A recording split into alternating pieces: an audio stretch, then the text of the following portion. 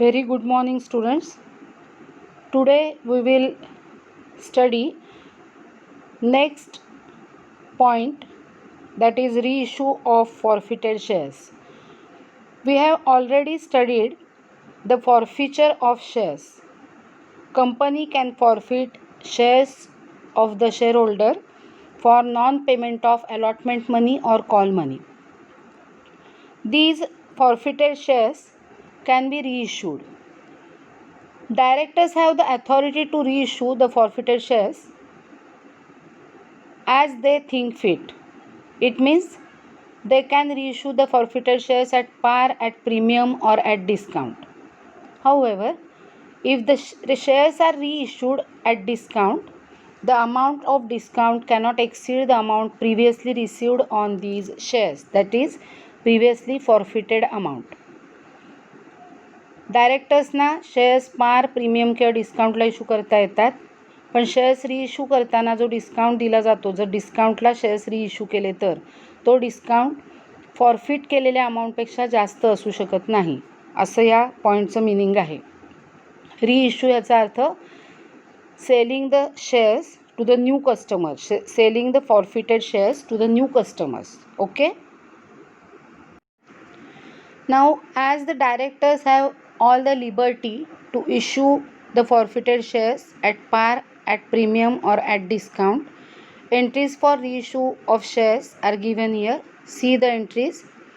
If forfeited shares reissued at par, the entry will be bank account debit to share capital account, and the amount will be amount received on reissue.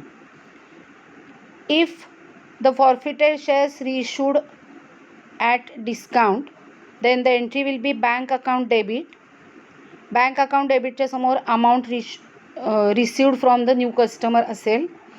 हे shares at discount रिइश्यू केलेले असणार आहेत, म्हणजे कमी किमतीला रिइश्यू केलेले असणार आहेत. त्यामुळे 10 रुपयाचा शेअर 8 रुपयाला जर रिइश्यू केला असेल तर 8 रुपये मिळणार आहेत न्यू कस्टमरकडून. So bank account will be debited by that amount, and the discount given, that is ₹2, will be debited to forfeited shares account. म्हणजे फॉरफिचर करताना फॉरफिटेड शेअर्स अकाउंट आपण क्रेडिट केलेला असतो. त्या फॉरफिटेड शेअर्स अकाउंटला, म्हणजे शेअर्स फॉरफिचर अकाउंटला काहीतरी अमाऊंट असते, त्यातून हे ₹2 पर शेअर घेतले जातील आणि फॉरफिटेड शेअर्स अकाउंट डेबिट केला जाईल त्या डिस्काउंट अलाउडनी टू शेअर कॅपिटल अकाउंट, अशी एंट्री असेल. याचा अर्थ 10 रुपयाचा शेअर जर 8 रुपयाला विकला असेल तर ₹2 डिस्काउंट दिलेला असणार आहे. बँक अकाउंट डेबिटच्या समोर 8 रुपये इंटू जे रिइश्यू केलेले असतील शेअर्स ती अमाऊंट असेल. फॉरफिटेड शेअर्स अकाउंटच्या समोर शेअर्स इंटू ₹2 डिस्काउंटचे, जे फॉरफिटेड शेअर्स अकाउंटमधून मला क्रेडिट केलेले होते ते या ठिकाणी घेतले जातील डेबिट करण्यासाठी. म्हणजे फॉरफिटेड शेअर्स अकाउंटमधले पैसे इकडे वापरले जातील to share capital account. Total amount will be credited to capital account, असं याचा अर्थ आहे. If shares are reissued at premium, bank account debit. At premium shares issue केलेले आहेत, म्हणजे more than reissue price is more than the paid up value. So bank account डेबिटच्या समोर reissued amount असेल, रिइश्यूची amount into shares. To share capital account paid up value. To security premium reserve अकाउंटच्या समोर premium जो असेल तो credit केला जाईल. Okay. Now the following point should be kept in mind while reissue of shares. This is the first point. See the first point. We have to keep in mind first point, that is maximum permissible discount at the time of reissue.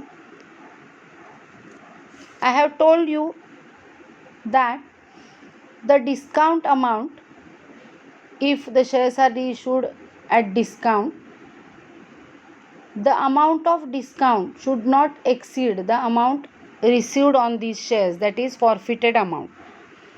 The maximum permissible discount at the time of reissue of forfeited shares is amount credited to the forfeited shares account.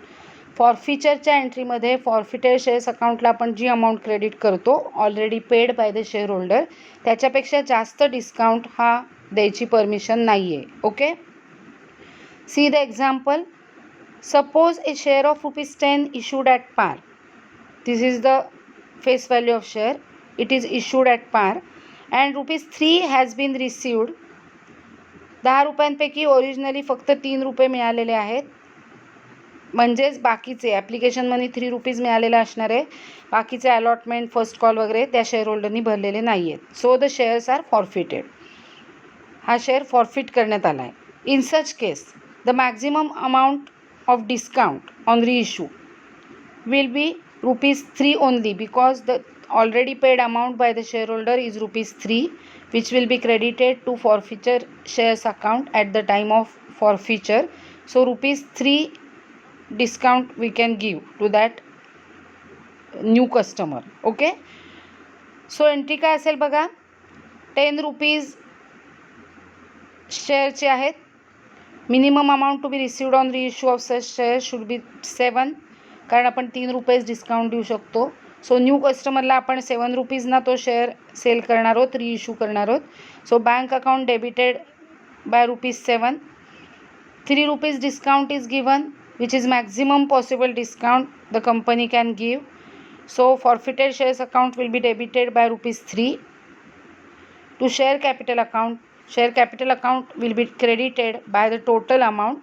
₹7 received from the new customer, ₹3 taken from the share forfeiture account, means forfeited shares account, and total amount 10 will be transferred to share capital account. Understood? Now the second point we have to keep in mind is transfer of the remaining balance from forfeited shares account. Here the directors may reissue all the forfeited shares, or they may reissue some part or some shares from forfeited shares. It is up to the directors, means company. म्हणजे जे shares forfeit केलेले असतील, समजा 500 shares forfeit केलेले असतील तर company 500 सगळे रिइश्यू करेल किंवा 500 पैकी 300 रिइश्यू करेल. अशा 2 कंडिशन्स याच्यामध्ये येतात.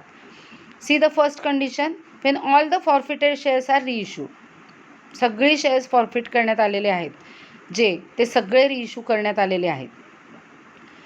So the credit balance left on the forfeited shares account is a capital gain to the company, and so it should be transferred to capital reserve account. आपण जो कॅपिटल गेन होतो तो कॅपिटल रिझर्व्ह अकाउंटला transfer करतो. 500 shares forfeit केले असतील तर त्या फॉरफिटेड शेअर्सवरचे शेअर होल्डरनी भरलेले, ऑलरेडी जे भरलेले होते पैसे, ते कंपनी जप्त करते, म्हणजेच फॉरफिट करते. त्यामुळे फॉरफिचरच्या एंट्रीमध्ये फॉरफिटेड शेअर्स अकाउंट क्रेडिट केलेला असतो त्या अमाऊंटनी. ओके, आणि हे सगळेच्या सगळे जर रिइश्यू केलेले असतील तर फॉरफिटेड शेअर्स अकाउंटला जे पैसे उरलेले असतील तो कॅपिटल गेन असेल, कारण ते मिळालेले आहेत पण आता त्याच्यावर काही क्लेम नसणार आहे जुन्या शेअर होल्डरचा. So it will be capital gain and it will be transfer to capital reserve account. So entry will be forfeited shares account debit to capital reserve account. Okay, जर फॉरफिट केलेले shares, if forfeited shares are reissued at par or premium, the entire amount forfeited on these shares will be capital gain and transfer to capital reserve account. याचं कारण ज्या वेळेला shares at पार issue केले जातात त्यावेळेला सगळे पैसे नवीन कस्टमर भरणारे, ज्याला रिइश्यू केलेत शेअर्स तो. त्यामुळे फॉरफिटेड शेअर्स अकाउंटमधले पैसे आपल्याला काहीच वापरावे लागणार नाही आहेत, because no discount is given. So सगळीचं सगळी अमाऊंट आधीच्या शेअर होल्डरकडनं जप्त केलेली हा कॅपिटल गेन असेल कंपनीचा, कळतं आहे, आणि त्यामुळे ती अमाऊंट ट्रान्सफर करावी लागेल कॅपिटल रिझर्व्हला. किंवा ॲट प्रीमियम जरी शेअर्स इश्यू केलेले असतील तर ते पेडअप व्हॅल्यूपेक्षा जास्त किमतीला इश्यू केलेले असणार आहेत, आणि त्यामुळेही आपल्याला फॉरफिचरच्या एंट्रीमध्ये जे पैसे ऑलरेडी जप्त केलेले आहेत जुन्या शेअर होल्डरकडून त्यातले काहीच पैसे या एंट्रीमध्ये ॲडजस्ट करावे लागणार नाही आहेत. सो सगळी अमाऊंट ही कॅपिटल गेन असेल and it will be transfer to capital reserve account. But second condition is when all the forfeited shares are not reissued. ज्यावेळेला सगळे शेअर्स रिइश्यू केले जात नाहीत, काही पार्ट रिइश्यू केला जातो, त्यावेळेला if all the forfeited shares are not reissued, then only that proportion of forfeited share account is transferred to capital reserve account which belongs to the reissued shares. बघा, जर 500 शेअर्स फॉरफिट केलेले असतील आणि 500 शेअर्सवरचा चे पैसे जप्त केलेले फॉर्फिटेड शेअर्स अकाउंटला असणार आहेत. त्यापैकी 300 शेअर्सच जर रिइश्यू केले तर 300 शेअर्सच्या प्रोपोर्शनचे वाटणीचे पैसे जे फॉर्फिटेड शेअर्स अकाउंटला असतील आणि ते सगळे गेन असतील तर ते कॅपिटल रिझर्व्ह अकाउंटला ट्रान्सफर केले जातील. कारण रिइश्यू केल्यामुळे कॅपिटल गेन होतो. शेअर्स रिइश्यू केल्यामुळे नवीन पैसे मिळतात नवीन कस्टमरकडनं आणि जुने जप्त केलेले पैसे तसेच असतात फॉर्फिटेड शेअर्स अकाउंटला when shares are issued at par or premium. तर त्या रिइश्यू केलेल्या शेअर्सच्या वाटणीचा जो कॅपिटल गेन झालेला आहे तोच फक्त कॅपिटल गेन असतो. उरलेल्या शेअर्सचं अजून काही डिसाईड केलेलं नसतं. त्यामुळे ते पैसे कॅपिटल रिझर्व्हला ट्रान्सफर होतात. Okay, let's see one example. C the example. In this example, all the forfeited shares were reissued. BD Limited forfeited 300 equity shares of ₹10 each for non-payment of allotment money of ₹3 per equity share and final call of ₹4 per equity share. So, here the shareholder paid only application money, that is ₹3. हे कसं कळलं मला? तर allotment money is 3, final call money is ₹4, total is 7 and face value of equity shares is ₹10. So ₹3 will be application money. हा application money या शेअरहोल्डरनी भरलेला आहे पण त्याने allotment money ₹3 per share and final call 4 per share असे भरलेले नाहीत. So company forfeited 300 equity shares of that shareholder. Understood? These shares were reissued to Amit for ₹10 per share. Here, these shares are reissued to the new customer Amit for ₹10 per share. So, we have to give journal entries of forfeiture and reissue of shares. These shares are forfeited and these shares are reissued at par, that is for ₹10 per share. So, see the journal entries passed in the books of BD Limited. First, we have to pass the entry of forfeiture. We have practiced the entries of forfeiture. Share capital account will be debited by number of shares into called up amount. All the 10 rupees were called up by the company. So 300 shares, that is forfeited shares, into ₹10. 3000 will be debited to share capital account. To forfeited shares account, here the amount which is already paid by the shareholder, old shareholder, will be credited to forfeited shares account. So 300 shares into 3 application money, that is 900, will be credited to forfeited shares account. To share allotment account, share allotment अकाउंटवरचे त्यांनी न भरलेले पैसे allotment money ₹3 per share into 300, that is 900 and the amount not paid by the old share holder on share final call is ₹4 per share. So 300 into ₹4, that is 1200, will be credited to share final call account.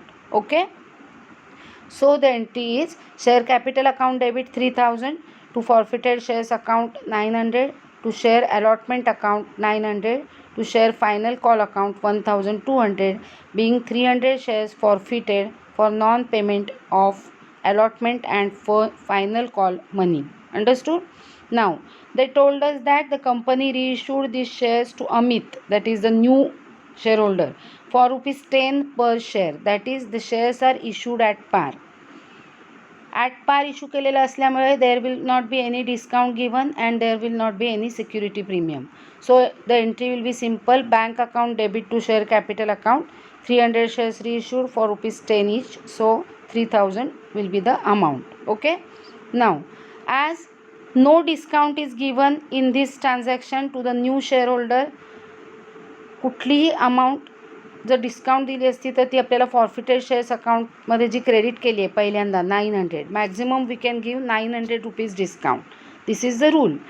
या 900 पैकी आपण amount वापरली असती discount देण्यासाठी, but here the shares are issued at par, so no discount is given here. Understood? So जे ₹900 फॉर्फिटेड shares अकाउंटला credit केलेत त्यातले काही पैसे डिस्काउंटसाठी वापरण्यात आलेले नाहीत. So all the amount received from the old shareholder, that is ₹900, which is credited to forfeited shares account in the first entry, will be the capital gain of the company. So it will be transferred to capital reserve account. So the entry will be forfeited shares account debit to capital reserve account. Okay. Now let's discuss the next problem. Here shares are reissued at discount. See the problem. RS Limited forfeited 200 shares of rupees 10 each for non-payment of final call of rupees 3 per share. It means the old shareholders already paid amount will be rupees 7 per share. तुम्हाला कळतं आहे, त्यांनी 200 shares forfeit केलेत 10 रुपये किमतीचे for non payment of final call rupees 3. म्हणजे त्या शेअरहोल्डरनी फक्त फायनल कॉल 3 रुपये भरलेला नाही आहे. म्हणजेच त्यांनी out of rupees 10 he has paid rupees 7 already to the company, and at the time of final call he has not paid the amount of final call, so his shares were forfeited. Understood? The forfeited shares were reissued for rupees 8 per share. The shares were reissued for rupees 8 per share, so the difference between 10 and rupees 8, that is discount given per share, will be rupees 2. So pass necessary journal entries in the books of the company. Okay, now see the entries. Here we know the entry of forfeiture. Share capital account will be debited by rupees 2000 because 200 shares into called up amount, full amount is called up here rupees 10, so 2000 rupees will be debited to share capital account. To forfeited shares account, the old shareholder has paid rupees 7 per share already, so that amount will be forfeited. So forfeited shares account amount will be 1400, 200 shares into rupees 7. And to share final call account, that is arrears on final call, 200 into rupees 3, that is rupees 600, being 200 shares forfeited for non payment of final call money. Understood? बघा आता या एंट्रीमध्ये forfeited shares अकाउंटला 1400 रुपये credit केले गेलेले आहेत. हे पैसे आधीच्या शेअरहोल्डरकडून जप्त केलेले पैसे आहेत जे त्यांनी ऑलरेडी पेड केलेले आहेत त्याच्या 200 शेअर्सवरचे. ही जी अमाऊंट आहे 1400, the company can give discount while reissuing the shares up to rupees 1400 only. त्याच्यापेक्षा जास्त त्यांना डिस्काउंट देता येत नाही. आता त्यांनी सांगितलं आहे कंपनीने शेअर्स रिइश्यू केलेत for rupees 8 per share. It means company gave discount of rupees 2 to the new shareholder. Understood? So they have received from the new shareholder on 200 shares at rupees 8 per share. कारण त्याला ते 8 रुपयाला विकलेत. त्यामुळे बँकेमध्ये नवीन शेअरहोल्डरकडनं जमा होतील 8 रुपये गुणिले 200 shares, that is 1600. So bank account is debited by rupees 1600. Forfeited shares account will be debited by the given discount, that is 200 shares into 2 rupees per share discount, that is rupees 400. It means we have used rupees 400 for giving discount from 1400. जे जप्त केलेले पैसे होते त्यातले 400 rupees discount देण्यासाठी use केलेले आहेत. So ते फॉरफिचर शेअर्स अकाउंटला डेबिट टाकलेले आहेत. वरच्या एंट्रीमध्ये फॉरफिचर शेअर्स अकाउंट क्रेडिट झाला होता, त्यातनं हे 400 रुपये डेबिट टाकलेत. म्हणजे आता फक्त 1000 रुपये उरलेत फॉरफिटेड शेअर्स अकाउंटमध्ये. Okay. To share capital account rupees 2000. बँकेत जमा झालेले 1600, फॉरफिटेड शेअर्स अकाउंटवरून घेतलेले 400, असे टोटल 2000 शेअर कॅपिटल अकाउंटला जमा केलेले आहेत कंपनीने रिइश्यूच्या एंट्रीमध्ये. समजतंय? आता from 1400 we have used rupees 400 for giving discount to the new shareholder. So remaining amount in forfeited shares account, that is rupees 1000, will be capital gain of the company. So it will be transferred to capital reserve account. So the entry will be forfeited shares account debit 1000 to capital reserve account 1000. Understood? इथे त्यांनी working note पण करून दाखवलेली आहे बघा. It is very easy to understand. Capital रिझर्वला कोणती amount transfer केली आहे याची वर्किंग नोट पण त्यांनी इथे करून दाखवलेली आहे. नाव the next problem. Mohan limited forfeited the following equity shares of rupees 10 each issued at a premium of rupees 2 per share. Here originally these equity shares were issued at rupees 12, that is after adding 2 rupees premium in the face value rupees 10. means equity shares of ₹10 were issued at ₹12 originally. Okay, हे shares त्यांनी forfeit केलेले आहेत पुढीलप्रमाणे, पुढील shares forfeit केलेत असं सांगितले for non payment of allotment money और final call money etcetera. See the first point. 700 shares issued to Mr. X for non-payment of final call, second and final call of ₹3 per share. एक्सला दिलेले 700 shares, issue केलेले 700 shares जे आहेत ते त्यांनी forfeit केलेले आहेत, कारण एक्सनी final call of ₹3 per share भरलेला नाही. ओके, नाव त्यांनी 3 पर शेअर भरलेला नाही, म्हणजेच त्यांनी ₹7 एक्सक्लुडिंग प्रीमियम ₹7 पर शेअर भरलेले आहेत असा अर्थ होतो. तुमच्या लक्षात येतं आहे, ₹10चा ओरिजिनल शेअर आहे तो ₹12ला इश्यू केलेला, टोटल ₹12, त्यातला एक्सक्लुडिंग प्रीमियम म्हणजे प्रीमियम काढून टाकला की ₹10 राहिले. या ₹10पैकी final call ₹3 was not paid by mister X, so he has paid ₹7 per share already to the company. This amount will be forfeited. Understood? कळतं आहे सगळ्यांना? Now the next point is 500 shares issued to Z. Mister झेडला 500 share issue केलेले होते, ते forfeit केलेले आहेत for non payment of first call of ₹2 per share and second and final call of ₹3 per share.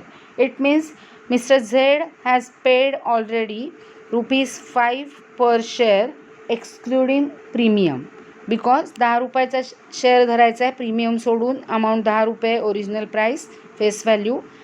त्यांनी फर्स्ट कॉल ₹2 भरला आहे, final call ₹3 भरला आहे, म्हणजे ही has paid ₹5. He has not paid ₹5. It means he has paid ₹5 on application money. Understood? त्यामुळे त्यांनी भरलेले पैसे 500 शेअर्स इंटू ₹5 एवढे त्याचे फॉरफिट होतील, आणि पहिल्या एक्स शेअर होल्डरचे ₹700 into ₹7 already paid by him हे फॉरफिट होतील. समजतं आहे?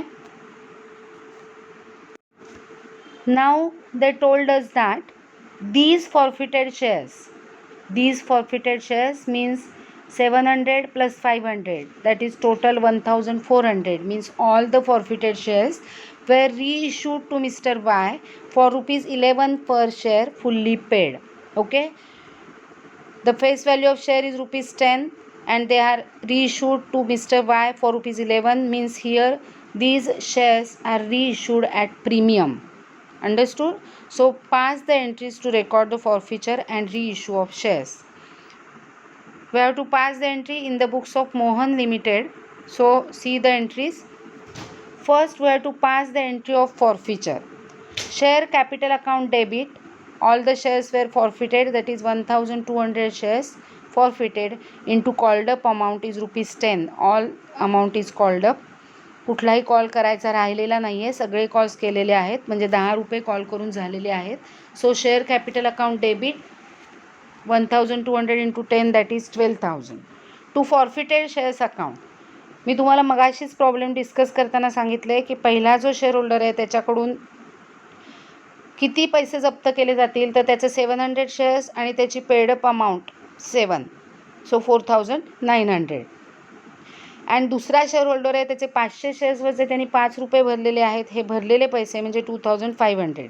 4900 plus 2500 is equal to 7400. This amount will be forfeited. So share capital account debit 12,000. To forfeited shares account 7400. To share first call account 500 shares असलेल्या share होल्डरनी first call भरलेला नाही आहे, त्याचे arrears 500 into ₹2 on first call that is ₹1000. And to share second and final call account, त्या दोघांनीही म्हणजे 700 shares घेतलेल्या शेअर होल्डरनी जुन्या आणि 500 शेअर्स घेतलेल्या शेअर होल्डरनी टोटल 1200 शेअर्सवरचा फायनल कॉल ₹3 प्रमाणे ॲरियर्समध्ये आहे जो आलेला नाही कंपनीकडे, that is ₹3600. So the entry will B share capital account debit 12,000, to forfeited shares account 7400, to share first call account 1000, to share second and final call account 3600. Okay, being 700 shares of X forfeited for non payment of second and final call, and 500 shares of Z for non payment of first call. Understood? First second and final call. अशा पद्धतीने ही फॉरफिचरची entry केलेली आहे.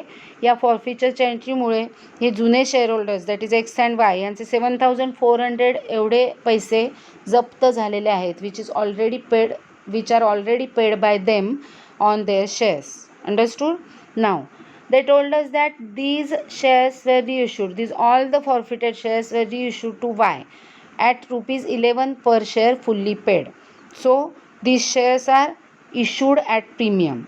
So the entry will be bank account debit 1,200 shares reissued for rupees 11.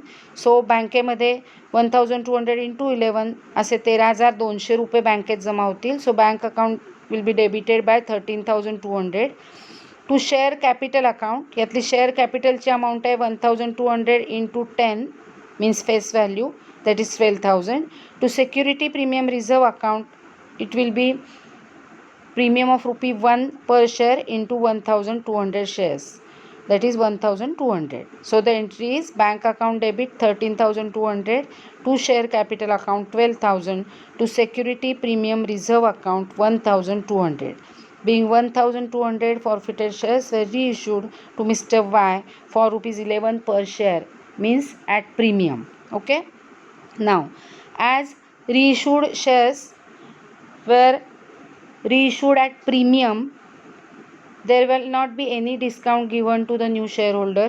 So, the amount in forfeited shares account, म्हणजे जप्त केलेली amount 7,400 is unused. So, all amount is capital gain of the company. So, it will be transferred to capital reserve account. So, the entry is forfeited shares account debit 7,400 to capital reserve account 7,400. As the shares are reissued at premium, the entire amount of forfeited shares account is transferred to capital reserve account. Understood? In this way, we have to pass the journal entries in these types of problems. I hope की तुम्हाला सगळ्यांना कळलं असेल जे काही शिकवलं ते. व्यवस्थित त्या एंट्रीजचा स्टडी करा आणि नोटबुक्समध्ये सॉल्व करा. आणि if there is any doubt you can ask. That's all for today.